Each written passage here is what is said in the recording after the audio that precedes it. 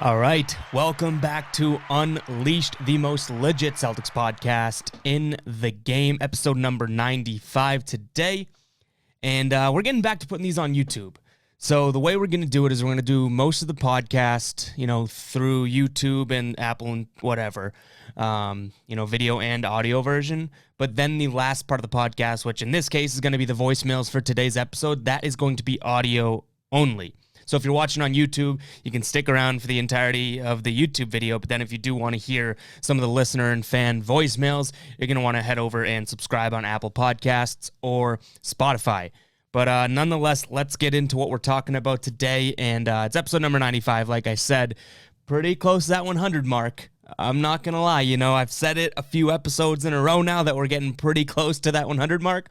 Now it's like the final 5. We're there. But anyways, actually one more topic on that. I think we are going to try and do some sort of a live show or something, special for the 100th episode. So make sure to tune in for that. And it might be pretty cool now that we're doing the video version here. So, it might be a live video show or whatnot. But anyways, we're talking some Celtics basketball today and a couple interesting topics to get into. The first one, we're talking Kemba Walker. So, if you follow me on Twitter, which I assume you do if you're listening to this podcast, I had tweeted out that, in my last Celtics Live postgame show, so many people were bringing up we got to get rid of Kemba Walker. Now, this is coming after the Nets game. Sorry, no, the Knicks game. The Knicks lost, the big loss to the Knicks, the absolute, one of the worst Celtics games I've ever witnessed. It was coming after that game. We were live in the show, and a few guys were in there saying, get rid of Kemba Walker. We need a guard like Lonzo Ball. Now, let me explain a little bit, because these guys are good guys. They were just making the argument here. They weren't saying Kemba Walker is worse than Lonzo Ball. Lonzo Ball is better than Kemba Walker. What they were saying was that, Kemba Walker doesn't necessarily fit this team anymore. And I'll tell you if I agree with this in 1 second. But they were saying Kemba Walker doesn't fit with this team anymore. You know who would fit much more is a guy like Lonzo Ball. A guy that, is a facilitator, a little bit bigger, defensively stronger, that type of thing. So I did disagree with them. Here's my take on it. I did disagree with them and said, no. Like, that was one game. You're judging it off of the Knicks game that everybody stunk. Everybody stunk during that game. And we can't judge that game, for its face value. No. Everyone just was not ready to play against the Knicks. A 30-point blowout to one of the worst franchises in the league does not, it's not Kemba Walker's fault. Just because it coincides with, it was his first game back, and all of a sudden, they get blown out. No. Save it. It wasn't Kemba's fault that they lost to the Knicks. It was everyone's fault. Everyone stunk. Even Jaylen Brown, who I think went for 25 points, wasn't really a 25-point night for him, right? Like he kind of stunk too, and he just ended up with 25 points. Jaylen wasn't going off. No one was going off. So that was my first point that, okay, let's pump the brakes here on that trade, Kemba. But then the arguments were being made that, one, and this is the only part that I agreed with, that we have no clue if that Kemba knee's healthy. I made the argument that, hey, he looked pretty damn healthy. He looked explosive, quick. The shots just didn't fall, but the passing was there. Like, Kemba looked good in that Knicks game to me. But the argument was made that, the knee is an issue, which I can't argue right now against, right? Because based on one game, it looked good to me, but who knows what's going to happen to his knee? Like, maybe it is a lingering issue. Maybe it is a pretty big deal. So I said fair to that one. I kind of was leaving that out. The second part was that, well, no, now that Jason Tatum, and this is where, like, I kind of want to dig into it, the point was made that, well, no, now that Jason Tatum is, a prolific scorer and a leader, and Jaylen Brown's coming right along, we don't need Kemba anymore. We need a guy to pass the ball to them. I mean, in a fantasy world, in a perfect world, in a utopian society, that is right. You have Jason Tatum and Jaylen Brown both going for near 30 points every single night, and you just keep feeding them the rock. I feel like what we're forgetting is these guys are early 20s in age, young players, 1 to 2 years of breakout in them, and this is not meant to slight either of them, but if you all of a sudden tell me that now for an entire season we only can rely on, not that I have a problem with it, but only can rely on Jason Tatum and Jaylen Brown scoring, I don't know what happens, because the drop-off is crazy. The drop-off is crazy. You bring in someone like Lonzo Ball, all of a sudden you go from Jason Tatum, Jaylen Brown, and Kemba Walker to Jason Tatum, Jaylen Brown, and then what? Marcus Smart? The guy that everyone wants to just play defense? The drop-off is crazy if you get rid of Kemba. So in a fantasy world, if these guys are working out, these young players every single night, then yeah, maybe you do just keep feeding them the rock.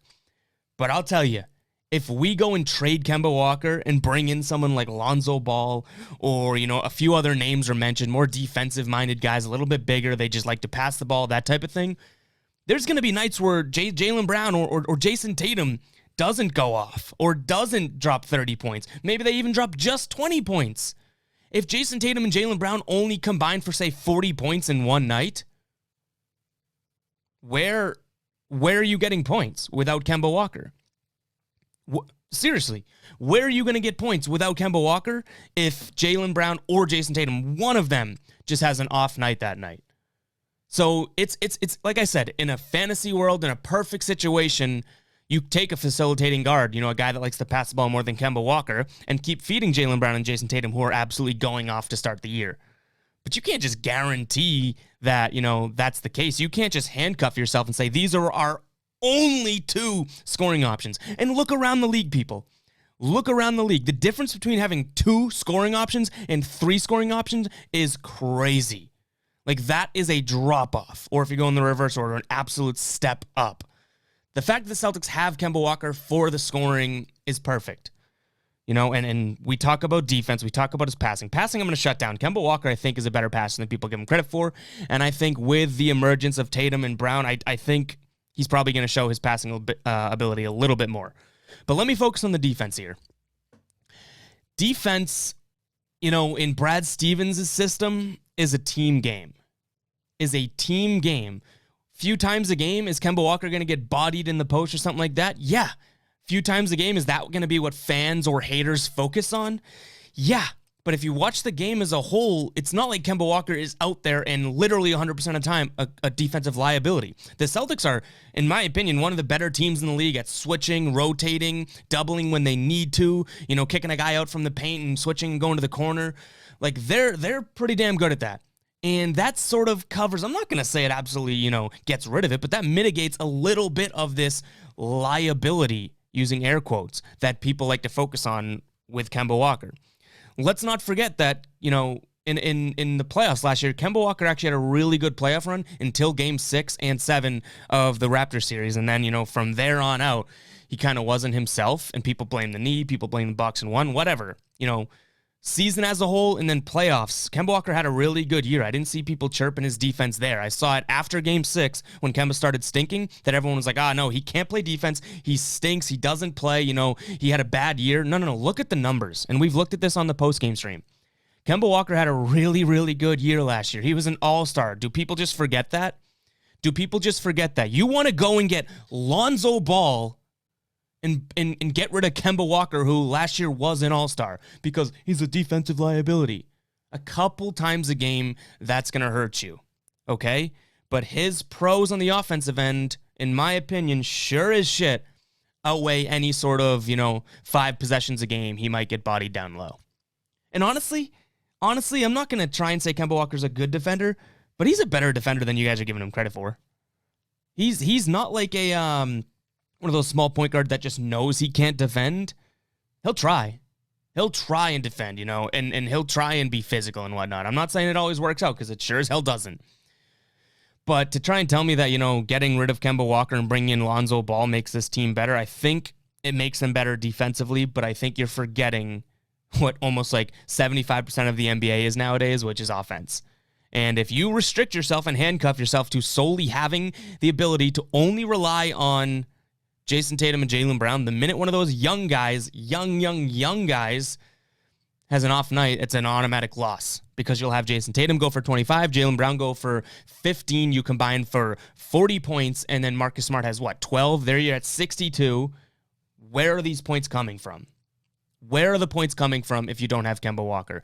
Now that brings us to sort of present here, and this is now we're going to transition away from Kemba Walker into the bench, because I say, where are those points coming from? And prior to this Knicks game, you would have said, okay, well, no, you're going to get a solid amount from Pritchard. You'll get a solid amount from Jeff Teague. How about a little Semi Ojeleye stepping up? This bench is pretty good, right? The majority of the sample size this year, yes, the bench is taking a step up. Not necessarily even just with personnel. Obviously, Teague is a massive upgrade over who last year. And Semi's playing well. Grant Williams has had some good games this year. So, yeah, the bench is taking a step up. But, damn, if the bench, if what we saw against the Knicks is the real Celtics bench, yikes. Yikes. Is it possible that for the first, 10 games of the year, the bench was just going off, and now what we saw against the Knicks was the real bench? I mean, I don't think it's the case. I sure as hell hope it's not the case, but that just lines up right with the Kemba Walker talk. So let's play the game that this bench stank out loud, okay? Let's play the game that this bench is terrible, and they're closer to what we saw against the Knicks than what we saw, for the first 10 games of the year. Then we're in trouble. Then you're crazy. You're crazy if you want to get rid of Kemba Walker, because you're getting absolutely zip from your bench if Jaylen Brown and Jason Tatum both don't go off. You know what I'm saying?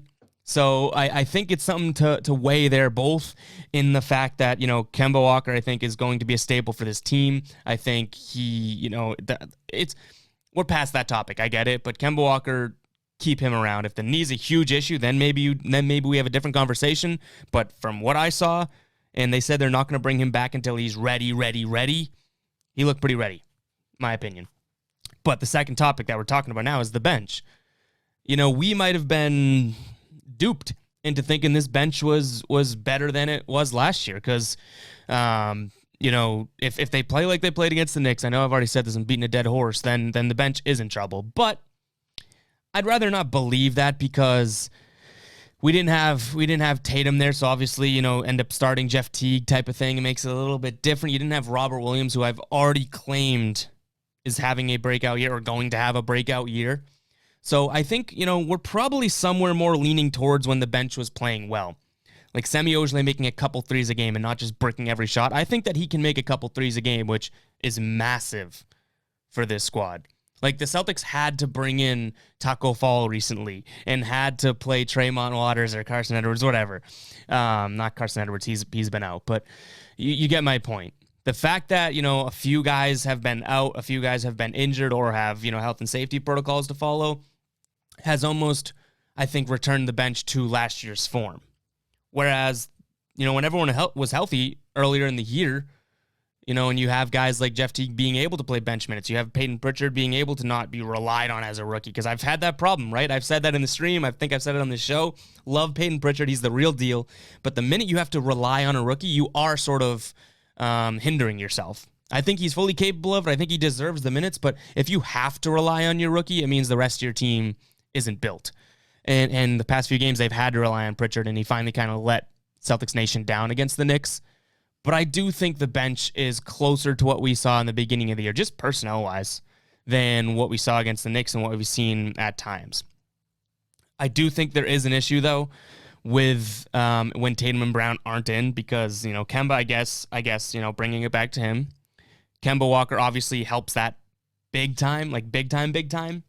But if Kemba Walker is, out with if they're load managing his knee, whatever, just play the game that what we've seen so far is what we're getting from the Celtics, and forget that Kemba's even coming back. I know it doesn't make sense, but just bear with me.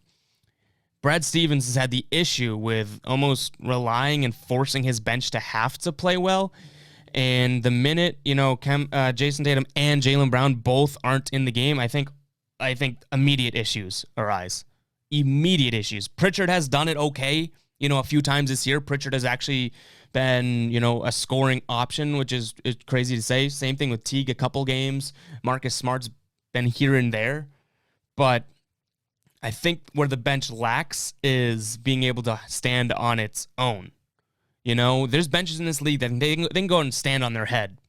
Clippers bench, even the Lakers bench. A lot of teams in this league have benches that have veteran guys that can shoot, guys that can rebound. They're not all great players, but they're damn good at what they do. And I don't think the Celtics have that. They have like the Semi Ojeleyes, the Grant Williams, who kind of are just like utility guys. And even Peyton Pritchard, in a sense, is a utility guy at the guard. He defends well. He passes the ball well. He handles the ball well. But would you really say he's like a tenacious scorer or, an at-will scorer? No, and that's where the issue is. And that's literally like my whole point with, getting another defensive guy. Like, what?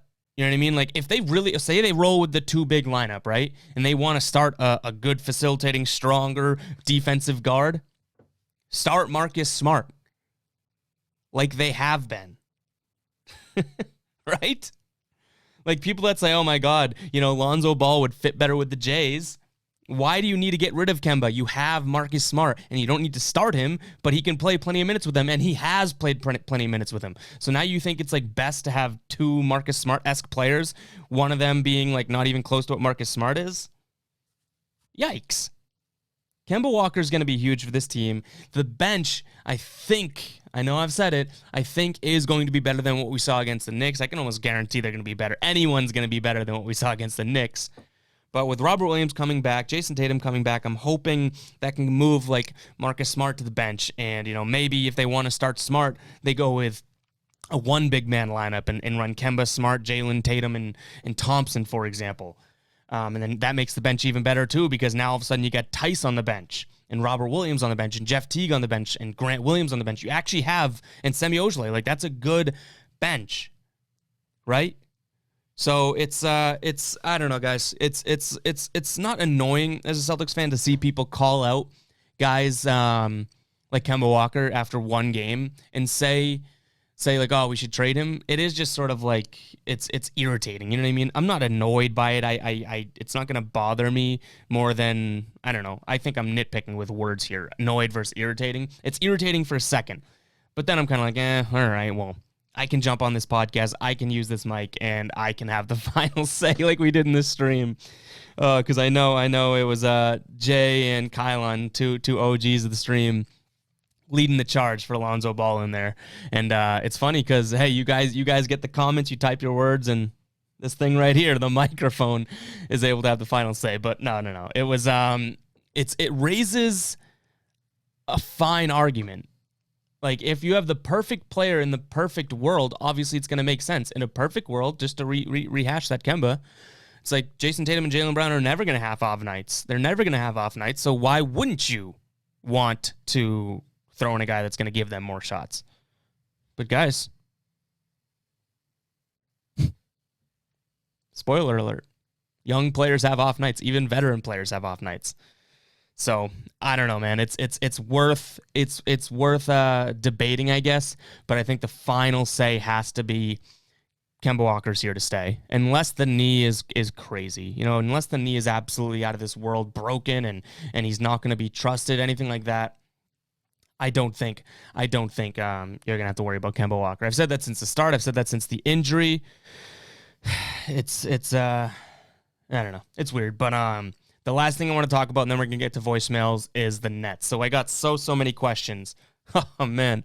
So many questions about the Nets in my streams the past couple nights, past couple games, which makes sense. Because it's one of the biggest blockbuster trades probably of all time, and it has the potential to be the best big three. And everyone's like, oh, what do you think in the Nets trade? And my answer is always, well, if it works, blank, you know what I mean? And I think now that we've seen, 2 games from the Nets, and Kyrie comes back, I think, tonight, Wednesday, I think it's working. Like, I know we got, as Boston fans, we're supposed to hate Kyrie, we're supposed to hate the Nets, the snake Durant. I think this might be working, guys. I think this Nets team might be working. They're putting up points. Like I've said, you don't necessarily need defense to win in today's NBA. They're putting up points. Harden's going off. Durant's going off simultaneously. And tonight will be the test if all three, Kyrie, Durant, and Harden, can go off if they all play. Because that's going to tell me something. Can this team just go out there and literally just drop 140 a night? I get it. They'll let up 120 points. But if they can drop 140 That's crazy. And the fact, that we got people in here saying, oh, they can't shoot 20 shots a game. What are you talking about? They can average like 90 to 100 shots a game. Given the other guys on that team, you don't think that they can all allocate 20 shots to the three of them? Yikes. I don't know, man. That Nets team, I think, lock up the East right now. I said that even before. I said it on this podcast. I said it on my other podcast, Tommy Points. I've said the Nets are the number one team in the East. I think they're proving it right now. But, I also think they're strong championship contenders if it all works out. It's super, like, on the fence of me, and I'm kind of covering my ass saying if it works out, but it's the truth. It's the truth. Like, if that does have a chance to implode, but I think I put it at, like, 56% it works out, so a little bit more than half, and you take those odds, I guess, because the risk is 100% worth the reward. If that reward comes through, damn. But anyways, let's get to some voicemails. Before we do that, I'm telling you guys, if you do want to hear these voicemails and you're watching the podcast on YouTube, make sure to flip over to Apple Podcast or Spotify and check in with these voicemails. If you don't want to, well, then you're not a fan of the show. You really hurt my feelings, but still subscribe to the YouTube channel and like this video. Comment down below if you agree or disagree with anything I said here. And let's get to some voicemails.